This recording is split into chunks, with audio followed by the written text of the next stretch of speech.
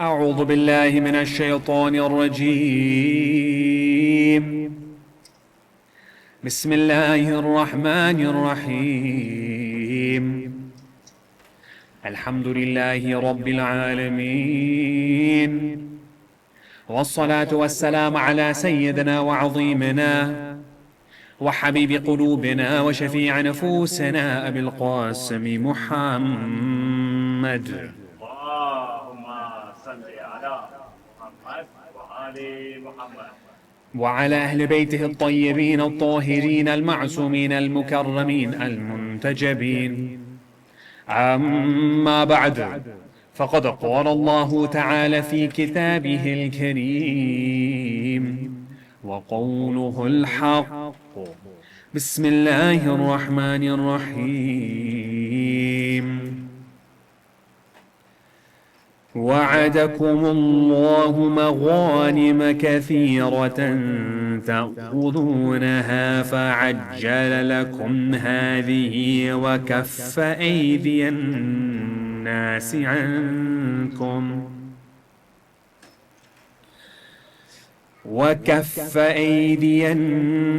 عنكم ولتكون آية للمؤمنين ويهديكم صراطا مستقيما. صدق الله العلي العظيم. بسم الله الرحمن الرحيم. رب اشرح لي صدري ويسر لي أمري واحلل عقدة من لساني يفقهوا قولي. السلام عليكم جميعا ورحمة الله وبركاته. Over these nights, we have been discussing the ethics of war through the lens of the biography of the Holy Prophet Muhammad sallallahu alayhi wa alihi.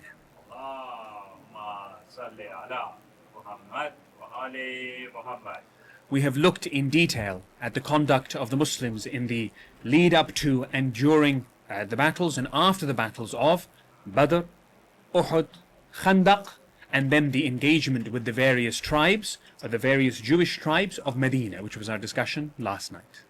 And we will continue in that vein by looking tonight at the Battle of Khaybar. Now, there were a number of different provocations that came from the confederation of Jewish tribes within Khaybar that led to an altercation. A few of them we have already touched on. When, for example, Salam ibn Abi al-Huqayq and Huyay bin Akhtab, when their tribe of the Banu Nadir was exiled from Medina because of their attempt to assassinate the Holy Prophet, they, in large part, many of them, they went over to the fortress of Khaybar. And also, when it came to the Battle of Ahzab, the Battle of Khandaq, it was Huyay bin Akhtab in particular and members of Banu Nadir who helped facilitate it, using not only Khaybar, the fortresses of Khaybar, as their base of operations, but also relying on the wealth of the federation there as well. Because they promised the Banu Ghatafan in particular a large share of the dates of the produce of Khaybar. So these are some of the provocations that we've seen so far. But in addition to that, the confederation of Khaybar, they did a number of different crimes against the Holy Prophets. So firstly, Waqidi mentions that they had started to engage in some raids around the outskirts of Medina, some of the pastoral areas, trying to steal some of the wealth of the Muslims. And according to some of the Shia histories, one of the sons of Abu Dhal al-Ghafari, one of the greatest companions of the Holy Prophet, he was killed during one of these raids. Another was in the aftermath of the Treaty of Hudaybiyah. Now, inshallah, on the Soy Majlis, we will discuss the Treaty of Hudaybiyah and the conquest of Makkah in some detail. But it suffices for now to say that the treaty initially, both to the Muslims and to the non-Muslims, it looked like it was a treaty out of desperation. That the Muslims, they had given a very unfair advantage to the enemy, and it seemed to betray some sort of internal difficulty. And so they used this as an opportunity against the Holy Prophet Muhammad sallallahu alayhi wa alihi. And Waqidi, he mentions that a man by the name of Yusayr ibn Rizam, he interpreted the treaty as a sign of Muslim weakness. صلوا على محمد وآل محمد. اللهم صل على محمد. So he said, by God, Muhammad did not attack any one of the Jewish tribes until he first sent a companion or a messenger or someone over to them first. And you say it, he said, I will do something which none of my companions did.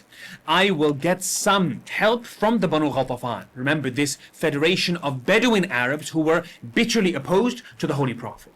I will march to the Ghatafan, I will gather them, and we will march to Muhammad in the heart of his home.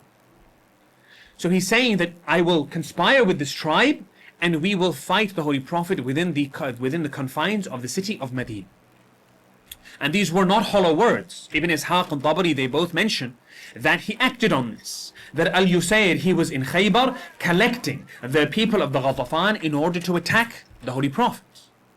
And Tabari, he continues and he gives us a little bit more detail about this. That when he was conspiring with the Banu Ghatafan, the Holy Prophet, he became aware of what they were conspiring. And so he sent some of his companions under the command of one of his great companions, Abdullah ibn Rawaha, and amongst them was one of his companions by the name of Abdullah ibn Unais. Now they went to Al-Yusayr when he was conspiring with them. And they spent some time discussing with him, trying to argue with him, bringing him over to the side of peace and justice and saying, look, you don't need to conspire with these people. Why don't you come back with us to Medina? Don't go back to the Banu Ghatafan, don't go back to the fortresses of Khaybar. Come back with us. We will give you position. The Holy Prophet, he will reward you for this. You will have some recompense for not engaging in conspiracy and war. So originally, Al-Yusayr, he agreed. And both he and his many companions from Khaybar, they were marching with the Muslims. But along the way, they changed their minds. Now the Muslims, they were on edge because they knew about the original intentions of these people, of Al-Yusayr and his companions.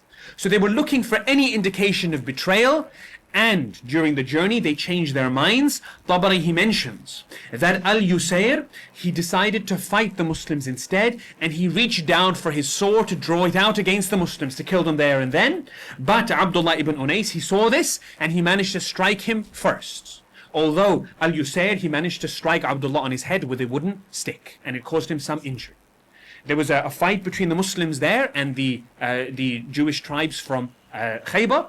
And as a result, the Muslims, they were victorious. And it broke down this communication with the Banu Ghatafan. So there were clear, direct provocations that the confederation of Jewish tribes of Khaybar were engaging in against the Holy Prophet. But when we were speaking yesterday about the Banu Qurayza, we noted that in many ahadith, the Holy Prophet, he sat down in order to take off his armor and rest after the exhausting events of the Battle of Khaybar. But when he sat down, Jibreel came to him and said, why are you sitting down? The angels have not taken off their armor. Go to the Banu Qurayza. Go to their fortresses. But the Battle of Khaybar did not take place in the 5th year after Hijrah, which is where the Battle of Khandaq and the siege of the Banu Qurayza took place. It happened 2 years later, in the 7th year after Hijrah. So why was there a delay? Well, in order to answer this, we need to know a little bit about the background of what the confederation at Khaybar was like and what their position was. Now, according to the Islamic historians, Ibn Ishaq, Tabari and others, many of the Jewish tribes that were in the area of the Hijaz, they had read in their scriptures about a prophecy of a prophet that will come to a land whose description was very similar to this area, to the deserts of Arabia. Whilst they were traveling, they arrived at Khaybar. Some of them said, this is very close to the descriptions we'll say here. Other ones said, no, this is not quite right, we'll keep going. And they ended up in Medina. And so there was a confederation of Jewish tribes there, about 100 miles or so north of Medina. And they were very well equipped. They were in an oasis within the desert. They had ample supplies. They had lots of running water in underground tunnels that would go between the fortresses. They were well stocked with weapons, so on and so forth. In fact, Waqidi, he mentions that they had stockpiled so much grain and food and water that they would be able to last against any siege of the Muslims for a year or maybe even longer. And they could mobilize, as per Waqidi and other narrations that we'll see, they could mobilize up to 10,000 warriors. 10,000. That alone is equivalent to the force of the enemy that arrived at the Battle of Khaybar. And this is somewhat corroborated by the change in fortunes of the Muslims after Khaybar. That in Sahih Bukhari, for example, Abdullah ibn Umar, he says that as Muslims we did not eat to our fill. We did not have enough money to feed ourselves properly until after the conquest of Khaybar. So you can imagine how much there must have been in terms of wealth in that land. So just to summarize it, the historian Muhammad Hussein Haykal, he writes in his Life of Muhammad, the campaign of Khaybar was one of the greatest. The masses of the Jewish tribes living in Khaybar were the strongest, the richest, the best equipped for war of all people of Arabia. Every war so far that the Holy Prophet had engaged in, it was against a lesser enemy than the people of Khaybar. And not only that, they had their fortresses to hide behind. And they were very confident in their ability to defeat any attack, because they had never been defeated in their history in this area. Waqidi, he records that the Jewish tribes of Khaybar never imagined that the Holy Prophet would attack them. They strengthened their forts, their weapons, their numbers. 10,000 warriors would parade out each day saying, "Will Muhammad raid us?"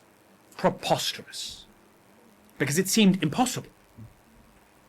But 2 years after the Battle of Khandaq and after the escalating provocations from the Federation of Khaybar, the Holy Prophet, he gave the call to battle, that they had to march. And Waqidi, he mentions that when the Holy Prophet made this call, this was right after the Treaty of Hudaybiyah. And many of the Muslims, they were disappointed, again, because they thought that the Holy Prophet had engaged in a deal that was less than beneficial for the Muslims, although Allah described it as a great victory. So when he announces the coming of the force, he says specifically that those who stayed behind from Hudaybiyah, they now came, they wanted plunder. But the Holy Prophet, he sent a herald to go and say that none will go out from us who desires plunder, because from this I guarantee no plunder. It's not necessarily the case that you come and fight for me in this battle, that you will get some monetary reward or recompense afterwards.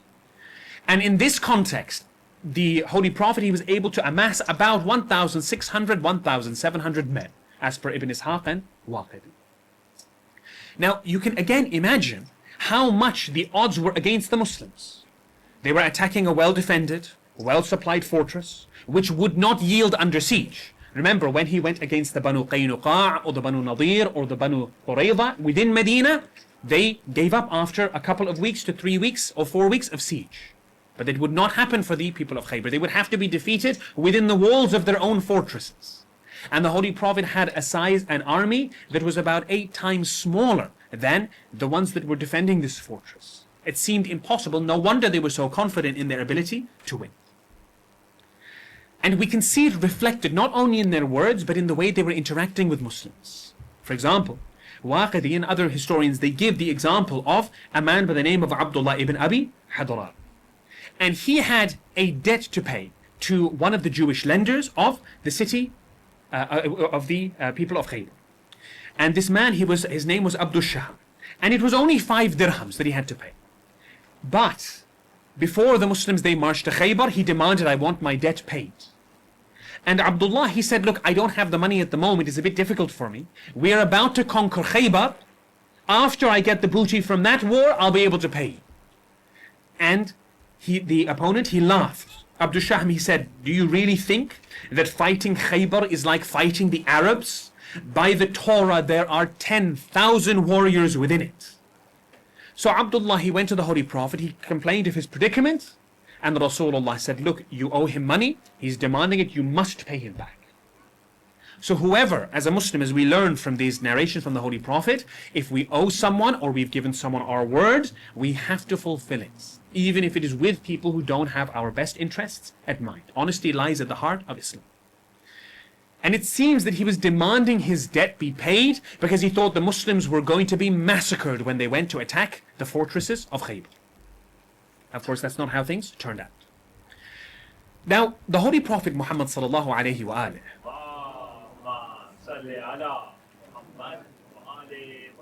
as we've seen throughout this series, is very astute in his leadership.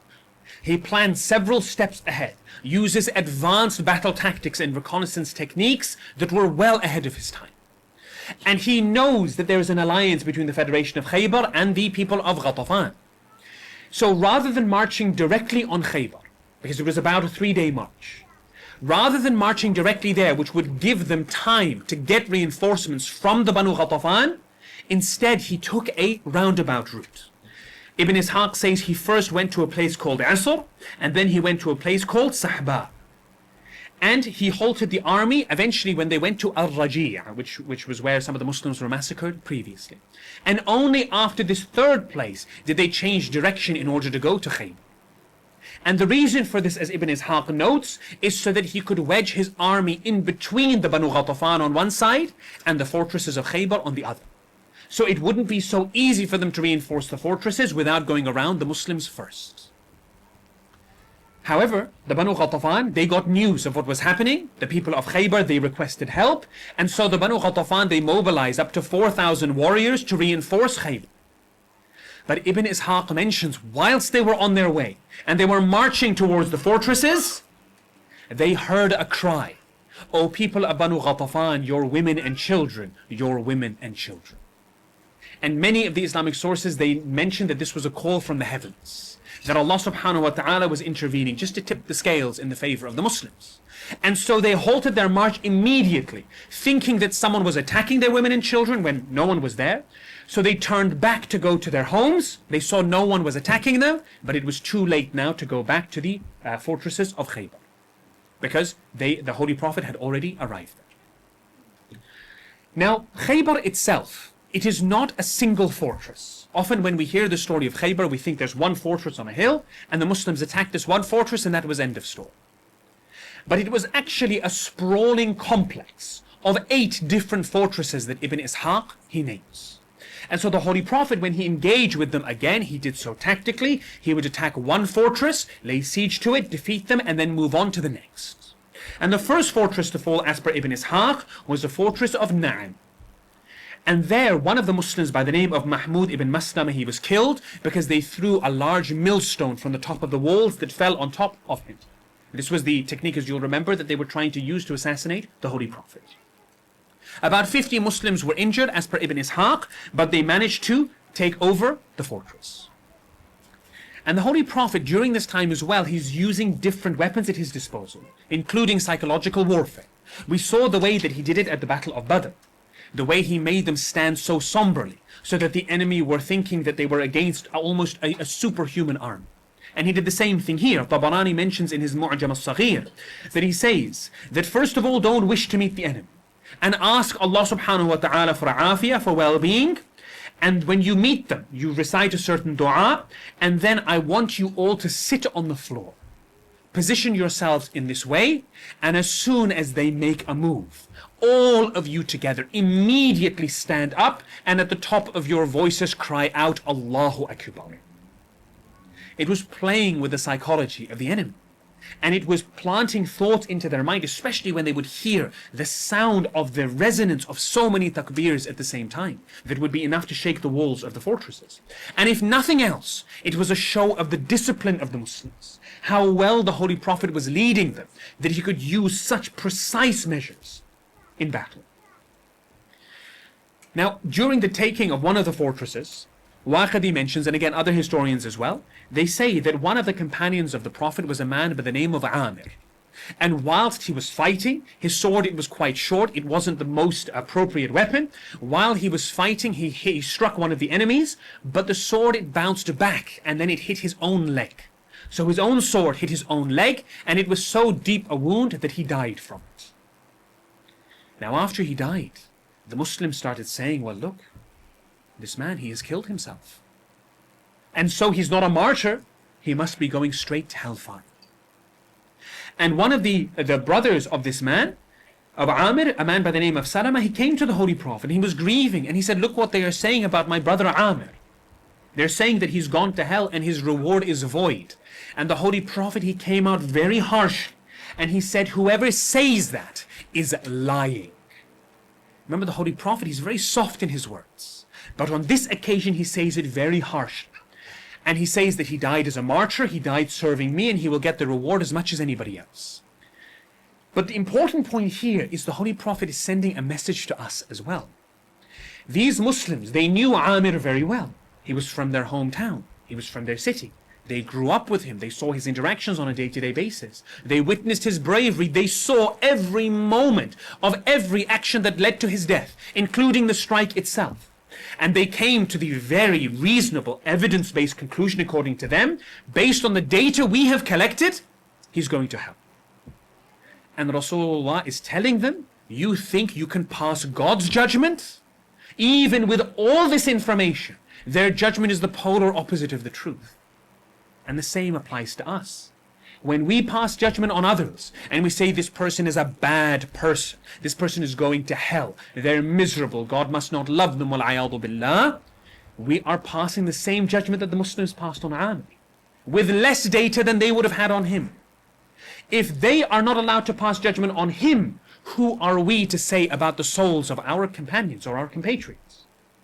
Now, yes, if someone is doing something wrong, we judge the sin, but not the sinner. And yes, we keep distance from those who are doing repeated bad to protect ourselves and to protect our children. But last judgment is for Allah subhanahu wa ta'ala alone.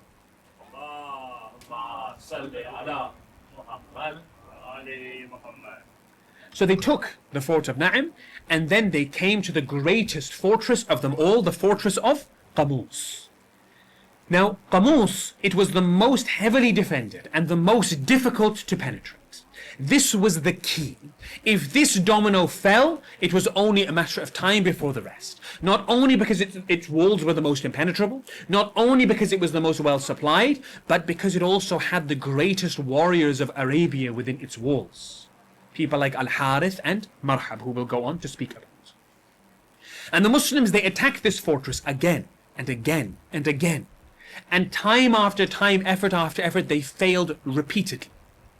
One narration from Waqidi mentions that the Messenger of God, he gave the flag, the standard, to one of the people of the Ansar, and they went out, they failed, they came back without accomplishing anything, and then he sent a squadron forward, and one of the group of the Jewish people, they came out being led by Harith Abu Zaynab, and he destroyed them and destroyed the earth. That is what the words are from the narration. So he was a brave warrior, and he easily defeated the Muslims on the battlefield. Ibn Ishaq mentions, and many of the early histories as well, and authenticated reports mention, that the Holy Prophet, he gave the banner to the first Khalifa. And he said, go bring me victory. But after attacking Al-Qamus, he was unable to do so. And he came back from the battlefield. He said, I could not do it. And then he gave the banner to the second Khalifa. And he said, go and conquer Khaybar, conquer Al-Qamus. And again he came back, he was unable to do so. Now, one narration which is very interesting, particularly about the second Khalifa, which is recorded by Tabari in his Tarikh with a good chain of narration, also Ibn Abi Shayba in his Musannaf and other sources, when the second Khalifa came back, and this shows how difficult the situation the Muslims were in, how bitter they were becoming, that the second Khalifa, he called his soldiers cowards, and the soldiers, they called him a coward. Because he had moved away, he had gone away from the battlefield. So you can see how much difficulty is sort of spreading amongst the Muslims. And whilst their morale is sapping, their momentum has fallen, the wave that they were using before of the momentum of their crashing against the walls, it had now stalled at Qamus. And so they needed an intervention from the Holy Prophet Muhammad sallallahu alaihi wasallam. In one of the most often repeated stories, one of the most well-narrated, most authenticated reports, which is recorded in Sahih Bukhari, Sahih Muslim, Al-Hakim's Mustadrak with an authentic chain, and dozens of other sources, the Holy Prophet, he said to his companions that tomorrow I will give the standard to someone who Allah and His Messenger love, and he loves Allah and His Messenger also. And it was one of the greatest pieces of praise, one of the most well-documented, profound prophecies of the life of the Holy Prophet. And remember what Allah says in Surah Al-Najm, verse number 3, وَمَا يَنْطِقُ عَنِ الْهَوَىٰ. He does not speak out of desire. And he is giving a prophecy, a prediction of the future. And all the companions of the Prophet, they coveted this. They wished that it could be them. Now, it is without a doubt, and we've seen over and over again, that the bravest, the most courageous warrior on the side of the Holy Prophet is no doubt Imam Ali. Battle after battle, war after war, he has the standard at every battle. So why isn't it a foregone conclusion that it will go to Imam Ali? Because Imam Ali alayhi salam is not there. He has an eye infection. And it is so severe he cannot even open his eyes to see. So he cannot fight.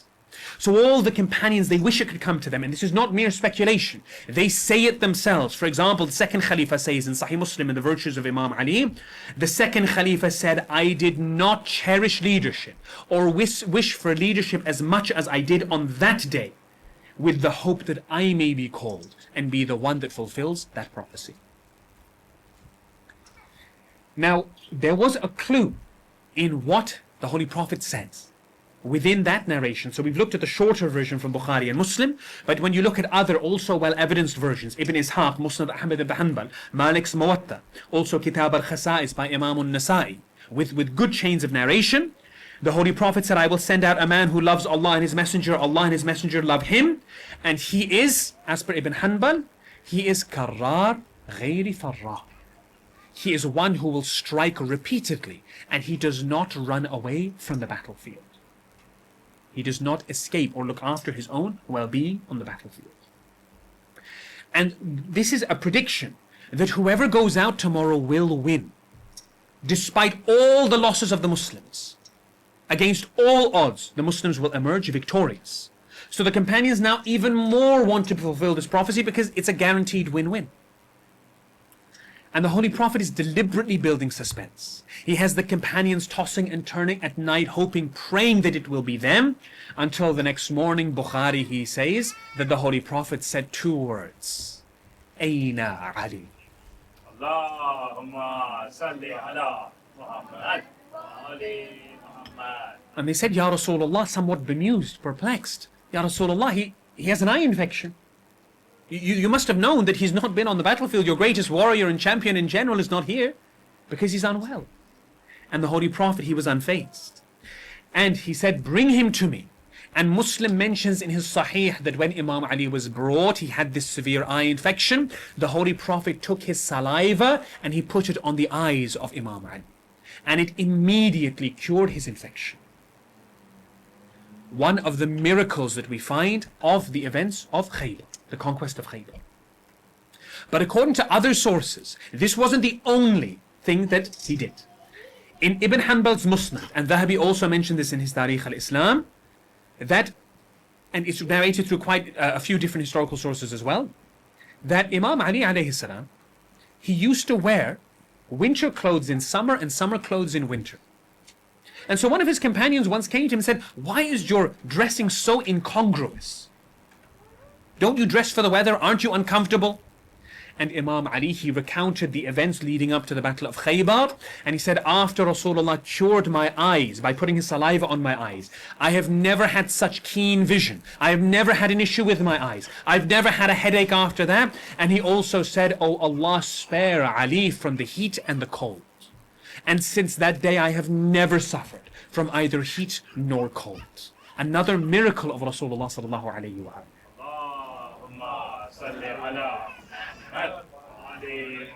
And again, the chains of narration for this are good, as per Tabarani, for example. So Ibn Ishaq and Ibn Athir, they mention that Imam Ali, he takes the banner and he hurries to the fortress, so much that by the time he gets there, he is panting. And he says that whilst we were following behind him in his tracks, he took the flag. And again, Ibn Ishaq, the earliest biography of the Holy Prophet, he mentions this. He takes the flag and he plants it in a pile of rocks right next to the base of the walls of the fort. And one of the members of the fortress, he looks down and he calls out, who are you? And Imam Ali looks up, he says, I am Ali ibn Abi Talib. As soon as he said that, this man, he turned to the people of Khaybar. He said, you are defeated. Defeat is compulsory because, O company of the people of Banu Israel, this is what was revealed to Nabi Musa alayhi salam. The bravery, the majesty, the courage, the dominance of Ali ibn Abi Talib, it is prophesied even in the scriptures of the people of Banu Israel. His name alone is enough to strike fear into the hearts of all those behind the walls, such that they confess that they are going to be defeated. And again, against all odds. And so Imam Ali, he engages in battle with the first champion of the opposition, Al-Harith, Abu Zayn. Waqidi mentions that Al-Harith, he came out, the brother of Marhab, with their runners, with his supporting men, and Imam Ali fought against him, struck him in combat, he fell to the floor. Imam Ali dispatched him without any difficulty whatsoever, and the others, they were so terrified they ran back to the fortress. And they locked themselves in. And at that point, then his brother Marhab, then he came out. Now, Muslim records in his Kitab al-Jihad, Ibn Hanbal in his Musnad, and also Al-Hakim in his Mustadrak, that Marhab, he went forward reciting lines of poetry, saying, Khaybar knows that I am Marhab, a well-armed and well-tried, valorous hero, when war comes spreading its flames. And in response, as Muslim records in his Sahih, Imam Ali, salawatullahi wa salamuhu alayhi,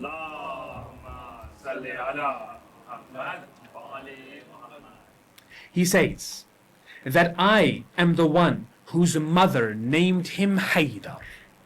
I am like the lion of the forest with a terror-striking countenance. I give back a measure for a measure. That whatever is done against me, I will send it back. And again, there's a subtlety of the ethics of war from Imam Ali. He's not saying that I'm here to destroy you. He's saying that simply I'm coming in response to what is being done. Now, we'll move away from the oldest seerahs of the Holy Prophet, and we will look at one tradition which is recorded in one of the earliest works of the Shia.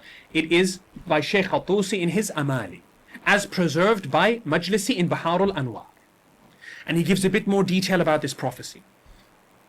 When Marhab saw Imam Ali, he charged out from the gates of Khaybar, running towards him, perhaps hoping to intimidate him. But when he approached him, he saw no flaw in him whatsoever. Imam did not flinch, did not give any sign of weakness. And so Marhab, he stopped his charge. And he waited to assess the situation. He had to calculate. He was a very astute warrior. And so he moves forward, and then they exchange those same words of poetry. And Imam Ali, when he says, my mother named me Haidar, when Marhab, he heard the name Haidar, he turned and he ran back to the walls of his fortress.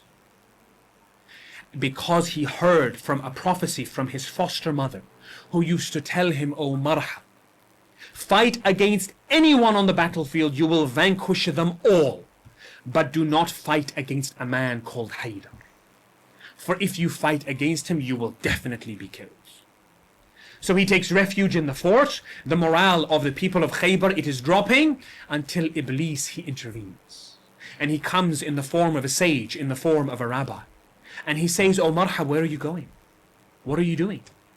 He says, don't you know that is Ali ibn Abi Talib? He is the one about whom my foster mother used to say, he will vanquish me on the battlefield if I fight him. And Iblis first, he said something quite derogatory. He said, look, she's a woman. Half of what she says is wrong anyway. This is the words of Iblis. And then he says, look, Haidar, it's not that rare a name. There may be other people called Haidar. Maybe it was another Haidar. And if this is not the Haidar, imagine the shame that will come upon you. That you ran away from the battlefield and someone else had to kill the man. You were too scared to fight. So this irked the ire of Marhab, and he turned around, he gathered his courage, and he went back to the battlefield to fight Ali ibn Abi Talib. Now we go back to Tarikh al-Tabari. And he says that when Imam Ali was given the banner, he marched out wearing a suit of reddish purple whose fringes were of two colors, white and red. So Imam, he goes out in quite a distinctive attire. And this is common for Imam Ali. We saw at the Battle of Badr, he's in all white clothing. Because he wants everyone on the battlefield, whether they are at a distance like Wahshi with his spear, or they are right in front of him with a sword like Amr ibn Abd would. Wherever you are, know I am Ali. You want to fight me? Come and fight. So he comes out with these distinctive colors. And Marhab as well, he comes out wearing a safflower dyed Yemeni neck protector.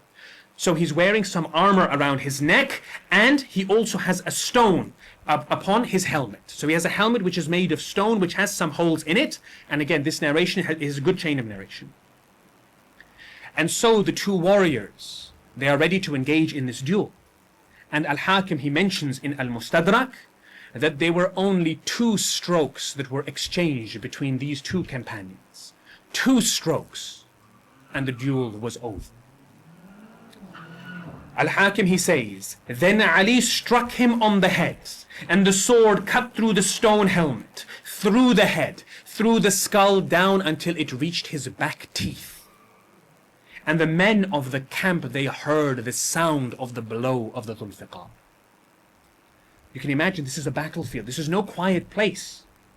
And people all across the battlefield, within the walls of the fortress and from the deserts of Arabia, they hear the thud of the strike of Imam Ali's Dhul Fiqar.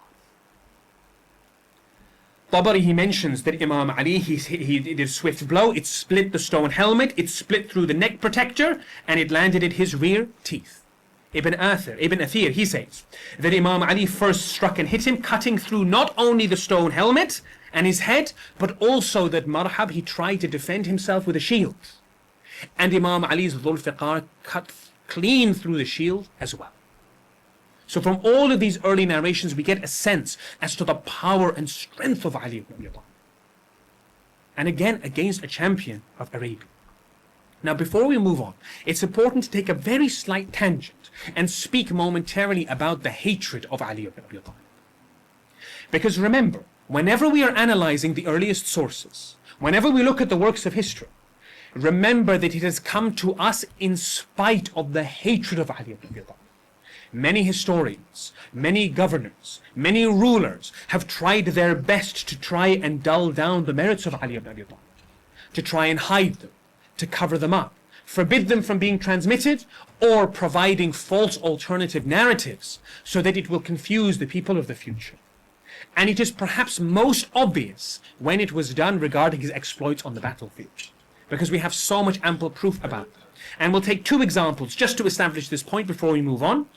Al-Hakim in his Mustadrak, in the book of expeditions and raids, hadith 4331, he mentions about the story of Amr ibn Abd Wud. So we just rewind to Khandaq, one of the greatest victories on the battlefield. But after he gives the tradition, which is very clear, he then writes a small paragraph himself, because he as an author is disturbed. He says, I have mentioned on the section of the killing of Amr ibn Abd Wud from the narrated hadith as a whole, from Urwa ibn Zubair, Musa bin Uqba, Muhammad ibn Ishaq, as much as has reached me, so that it is firmly established from anyone who is fair-minded that Amr ibn Abd Wud was killed by Ali and by Ali alone. No one else fought him, no one else defeated him. And he says, what prompted me to write this is that after thorough investigation of a statement of some of the Khawarij, that they tried to spread a false report that it wasn't Imam Ali that killed Amr ibn Abd Wud, but it was a man by the name of Muhammad ibn Maslama, that he was the one who struck the blow. But by Allah, we have not received this from any of the Sahaba, any of the Tabi'een, and how can it be the case when we have so many other narrations that talk about what happened after the duel, such as the conversation between Imam Ali and the second Khalifa, and the non-looting of the body. So a clear example, and Imam Ali's enemy, it was not just the Banu Umayyah, this was from the Khawarij. And we see the same happened here for the Battle of Khaybar. For there are many who try to propagate an alternative version of reality, where it was not Imam Ali who defeated Marhab, but rather it was again the same man, Muhammad ibn Maslam. So Tabari, in one of the narrations, he gives most about Imam Ali, but one narration he gives, it mentions that it was Maslam. And many of the early Maghazi, including Ibn Ishaq, they don't mention Imam Ali's name. They say it was Muhammad ibn Maslama instead. And there's a whole backstory behind it. Remember the man who was killed? When the stone, it was dropped from the first fortress? His brother is Muhammad bin Maslama. And he asks, Ya Rasulullah, I want revenge for my brother. So they come up with a very, very curated story. But again, any historian who analyzes this, everyone is in agreement, whether they are normal historians or within the school of Ahl Sunnah and the scholars of Hadith, they say without a doubt it was Imam Ali. Ibn Kathir, he summarizes it, the majority and strongest of narrations in Sahih Bukhari and Sahih Muslim, through Sahal ibn Sa'ad and other companions, and in Al-Hakim's Mustadrak, is that Ali was the killer of Marhab. Some earlier sources, some Maghazi, they credit Muhammad bin Maslama in revenge for his brother being killed, and credit Az-Zubayr with killing Marhab's brother. But weighing it all, Ibn Athir gives the verdict that the slayer of Marhab and the taker of the fort was Ali ibn Abi Talib. This is much more famous. This indeed is the correct.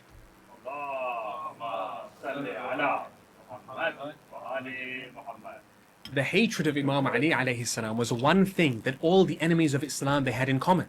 Hence Imam Ali alayhi salam was told by the Holy Prophet, only a munafiq will hate you, only a mu'min will love you.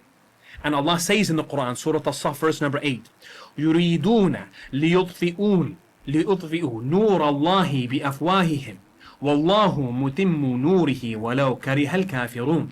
They wish to put out the light of Allah with their mouths, but Allah will protect His light, even though the disbelievers, they hate it.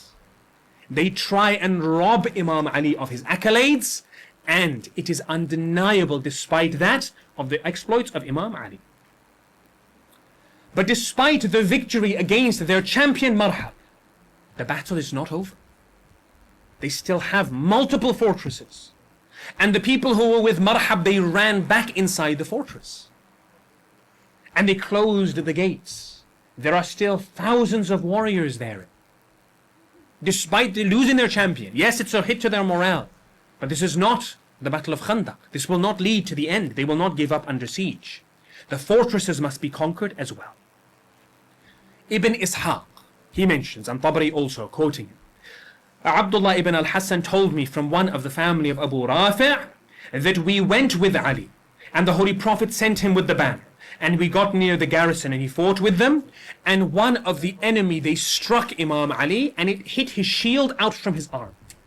So now he was advancing with his sword, he did not have a shield, and he kept it in, and then he went to the fortress of Khaybar.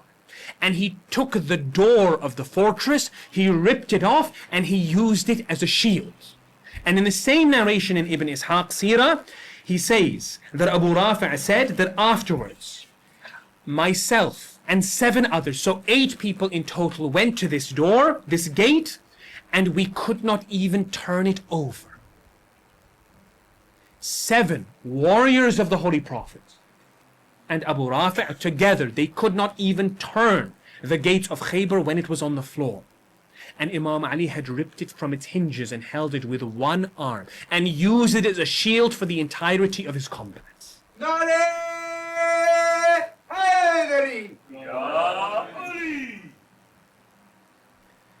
So he takes the gates. Now the commentary on this is very interesting, because we have lots of narrations that mention his taking of the gate. It's also mentioned, this same tradition is mentioned in Ibn Hanbal's Musnad and also in Tarikh Dimashq. And in terms of the chain of narration, all members of the chains of narration are quite respected, they're well trusted. The only issue that Ibn Kathir points out is there is a gap. So that adds to the weakness of the chain. Washington Irving, the Orientalist, he writes, Abu Rafi', a servant of Muhammad, testified to the fact that I examined the gate of the company with 7 men, and all 8 of us attempted to wield it, and we were unable to do so. And then he quotes Edward Gibbon, the great historian, who issues some skepticism, wondering how this is possible. And Washington Irving then says, but Abu Rafi' is an eyewitness, and if we disregard the testimony of the eyewitness, what becomes of history? And this is only one version. There are other corroborative narrations as well. Ibn Abi Shaybah, in his Musannaf, he says that Jabir told me that Ali carried the door on the day of Khaybar until the Muslims climbed up and they opened it, and it was tested that 40 men together, they could not lift the gate. And it also mentions in Bayhaqi's Al-Dala'il, Tarikh Baghdad, Tarikh Dimashq. And again, in terms of authenticity, the chain is generally well accepted, but there is one man by the name of Layth ibn Abu Sulaym. But he is not very weak. There is a difference of opinion regarding him. For example, Yahya ibn Ma'in, he says that he is reliable, but elsewhere he says he is weak. Ibn Hajar says that he is very truthful, but he gets confused sometimes. Dhahabi, he called him a hafiz, a great memorizer, but he deteriorated with age. And Ibn Hibban as well said his memory, it weakened towards the end of his life. So he's a very trustworthy person within the chain of narration, although they issue some skepticism. If it was towards the end of his life, maybe he got confused. But you can see this is the smallest of weaknesses. And then there is one other version which is narrated, which says that it was not only 40 people, but rather 70 people. They could not lift the gates of Khaybar. Now this chain of narration itself, it is mentioned by a few people they narrated, but it is a little bit on the weaker side. This one, the chain of narration is generally rejected.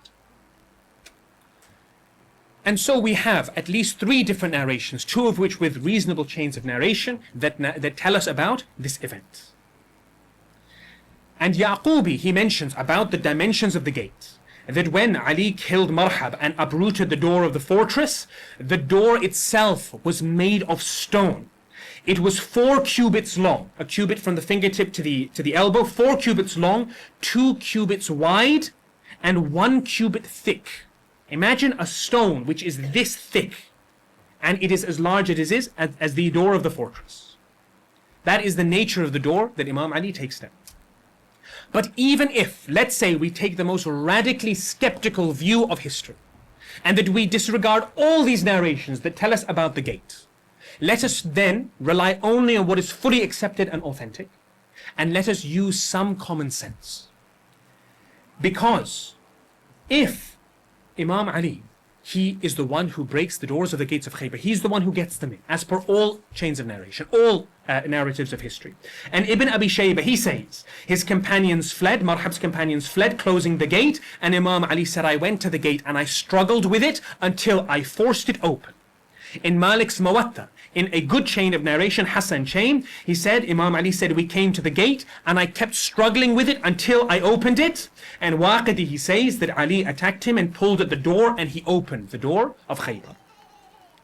Now, if you have a fortress which is impenetrable and one of the most famous defensive barriers within the entire Arabian Peninsula, and the walls are made of thick stone, and army after army cannot breach through, and many of the Prophet's great warriors have tried their best to break through, they are unable to do so.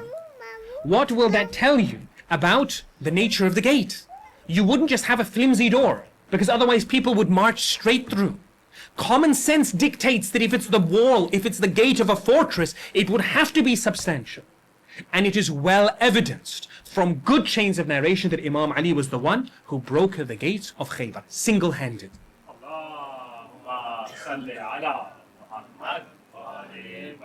There is no other mention in the books of history as to how the gate was taken down. There's no other mention. Everything says that Imam Ali was victorious. All the narrations and the predictions, including from Bukhari and Muslim, say that after killing Marhab, Imam Ali, he led them to victory. And Allah talks about this in Surah Al-Fath, verse number 20. He had promised you many future gains. He had hastened this gain for you and held back the hands of hostile people from you as a sign for the faithful, and He will guide you to a straight path. So Imam Ali, he then leads a heroic charge. The Muslims, they manage to break through the gates because Imam Ali has ripped them off their hinges, and they take over the fortress. And in this battle, the historical records, Ibn Ishaq and others in Waqidi, they mentioned that about 90 of the opposition were killed, and about a dozen or so Muslims, they were killed in this engagement. The exact numbers, they vary. But after their gate had been ripped off and their champion had been defeated, of course, they knew now that they did not stand a chance against Ali ibn Abi Talib and against the forces of the Muslims. After the fortress had fell, the remaining fortresses, one after the other, they gave up reasonably quickly. They didn't have to be broken into because their main source, their main fortress had been defeated. So after the Muslims, they take over, then the Holy Prophet, he manages, of course, to amass an amount of war booty, particularly from the armor and the weapons of the opposition. Now, 4/5 of it is divided as per the way that it would be through the laws of war. There's lots of complex narrations. But 1/5 of it, it stayed with the Holy Prophet. And he got to do with it how he pleased. And what he chose to do is he gave most of that wealth to the people of the Banu Hashim and the Banu Muttalib. Now, there were other tribes there. Bukhari, he mentions in his Sahih that the third Khalifa and Jubayr bin Mut'im, they went to the Holy Prophet. And they said, Ya Rasulullah, our tribes are very close in stature as well. Why did you prefer the Banu Hashim and the Banu Muttalib? Why didn't you give us some of the spoils as well? And Bukhari, he records it under the chapter title. He gives the clear answer that it was because when we rewind to the barricades against the Muslims and the sanctions that were put against them in the valley of Abu Talib, the Banu Hashim and the Banu Muttalib, they were one. They were the only ones that came together. Everyone else abandoned them. And this is why, again, we return back to Karrar Ghairi Farrar. That Imam Ali doesn't run away, but it doesn't just mean from a battlefield. It means from any difficulty the Holy Prophet is in. Whether it is as early as when the children are throwing rocks at the Holy Prophet in Makkah, Imam Ali is there. And when the Muslims are sanctioned so heavily that they have to eat grass within the valley of Hazrat Abu Talib, Imam Ali is there. He never leaves the side. But one great challenge of history is look at the names of the great companions who had converted at that time and who had not engaged in the migration to Abyssinia. And we ask and we wonder where they were during that difficult period. And it just shows the station of Imam Ali and the Holy Prophet. He does not forget them. Now, the people of Khaybar, they did not, they asked the Holy Prophet for special permission to remain. They said, we fought a war against you, we've done all of these crimes, but please don't exile us. This is our oasis, this is our land, and we're so deeply rooted here, we don't want to leave. So the Holy Prophet, he gave them an exception. He said, fine. He treated them with mercy. He said, you can stay here, but you must give us half of your produce. 50% of all your profits, you give them to us, and the rest you can keep for yourselves. So it was a mutually beneficial arrangement. This is mentioned in Bukhari in his Sahih as well. But when the stories of what happened at Khaybar and the bravery of Ali ibn Abi Talib, it reached the ears of the other tribes who had been working against the Holy Prophet, they were struck with fear. For if the confederation of Khaybar could fall, then any fortress was vulnerable. And so some of the tribes at Fadak, they approached the Holy Prophet and they said, Ya Rasulullah, we don't want to fight you. Yes, we've conspired against you. Yes, we've worked against you, but we don't want the same fate as this. We don't want to be defeated in battle. Just allow us to leave and you can keep the lands of Fadak. So it was given as a gift to the Holy Prophet Muhammad sallallahu alayhi wa